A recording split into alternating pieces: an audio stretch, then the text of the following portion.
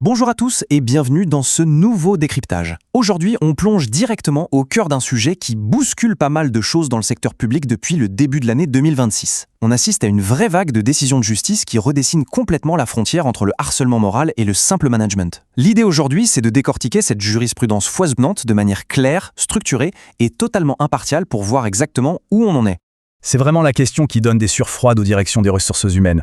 D'un côté, on a cette obligation vitale de protéger la santé des agents, ça c'est indiscutable. Et de l'autre, on a cette immense difficulté à faire le tri entre des tensions professionnelles tout à fait classiques et un véritable management toxique. Parfois, la frontière semble super floue et l'anxiété monte vite face au risque de contentieux. Mais la bonne nouvelle, c'est que les tribunaux viennent tout juste de tracer une ligne de démarcation beaucoup plus nette. Bon, avant de s'emballer, revenons à la base. C'est la grille de lecture objective que les juges utilisent à chaque fois pour dépasser le simple ressenti. Le Code général de la fonction publique est formel. Pour parler de harcèlement, il faut des agissements répétés qui entraînent une dégradation des conditions de travail et qui vont porter atteinte au droit, à la dignité, altérer la santé ou compromettre l'avenir professionnel. C'est littéralement le socle de toute l'analyse qu'on va faire ensemble. Allez, on regarde comment ça va s'articuler aujourd'hui. On va passer en revue les limites du harcèlement, voir pourquoi un recadrage n'est pas du harcèlement, aborder la responsabilité de l'employeur, les risques liés au contrat, pour finir sur les nouveaux repères juridiques de cette année. Et pour bien comprendre cette dynamique, regardez un peu ce qui s'est passé au printemps 2026. 3 décisions majeures qui s'enchaînent coup sur coup en moins d'un mois. La Cour administrative d'appel de Marseille fin mars, le tribunal administratif d'Orléans début avril et la Cour administrative d'appel de Versailles fin avril. C'est pas juste un hasard, c'est une véritable tendance de fond que tout employeur public doit absolument maîtriser.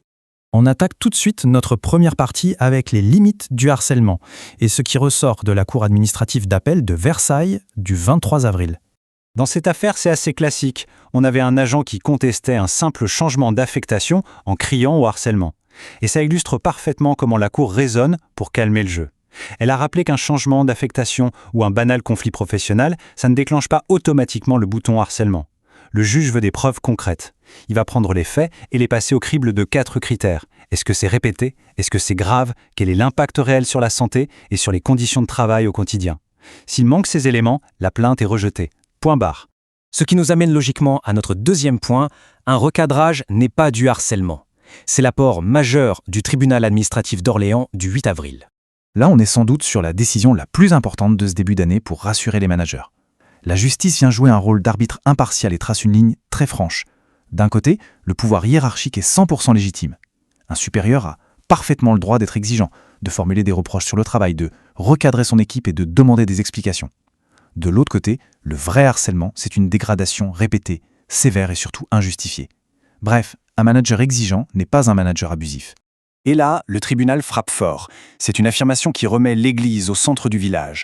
Le simple ressenti subjectif d'un agent qui se sent malmené, légalement ça ne suffit pas. Même si l'agent amène une pétition de ses collègues qui se plaignent d'une ambiance compliquée, ça ne constitue pas une preuve de faute. Un climat tendu, ce n'est pas automatiquement du harcèlement aux yeux de la loi.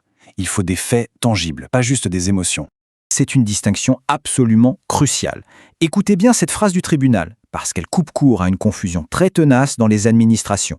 Le fait qu'un agent obtienne la reconnaissance d'un accident de service ou soit placé en congé d'invalidité, le fameux CITIS, ça ne prouve pas qu'il a été harcelé.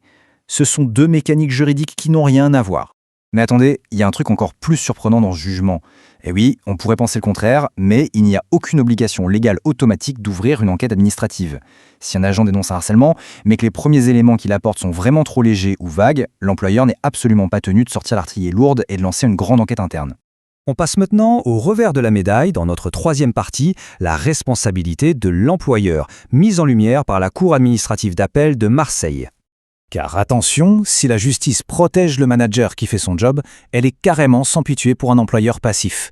Si le signalement d'un agent est sérieux et crédible, la mécanique s'inverse. Là, les tribunaux exigent une réactivité exemplaire. C'est une procédure en 3 temps, il faut réagir très vite, mener une enquête qui soit rigoureuse et totalement neutre, et surtout ne pas hésiter une seconde à prendre des mesures conservatoires pour protéger l'agent en attendant les conclusions. Fermer les yeux sur de vraies alertes, c'est la condamnation assurée.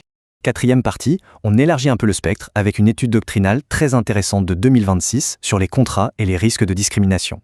Ce qui est vraiment fascinant avec cette étude, c'est qu'elle explore les différences de traitement entre les agents titulaires et les contractuels. Et devinez quoi? Une discrimination répétée, basée par exemple sur le statut un peu plus précaire d'un contractuel, ça finit par produire exactement les mêmes dégâts collatéraux que le harcèlement moral. On parle d'isolement progressif, de perte de responsabilité. Au final, cette marginalisation attaque la carrière et la santé mentale avec la même violence. L'étiquette change, mais le résultat est tout aussi destructeur. 5e et dernière étape de notre parcours, les nouveaux repères juridiques et la synthèse de tout ce qu'on vient de voir. Concrètement, face à cet afflux d'informations, qu'est-ce qu'on retient ? Eh bien, regardez ce tableau, c'est comme un grand puzzle où tout s'emboîte parfaitement. Marseille rappelle à l'employeur qu'il doit impérativement enquêter quand les alertes sont crédibles. Orléans vient rassurer les managers sur leur droit à recadrer et diriger leur équipe.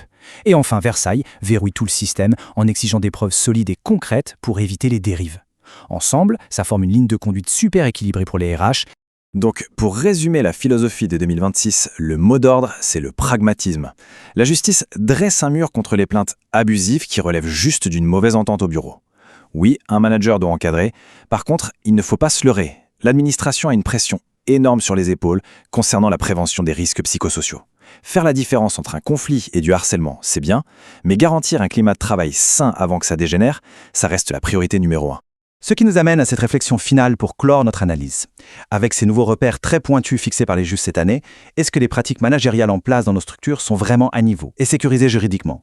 C'est le défi massif qui attend le secteur public en 2026. Merci d'avoir suivi ce décryptage avec nous et à très vite pour explorer de nouveaux sujets au cœur de l'actualité.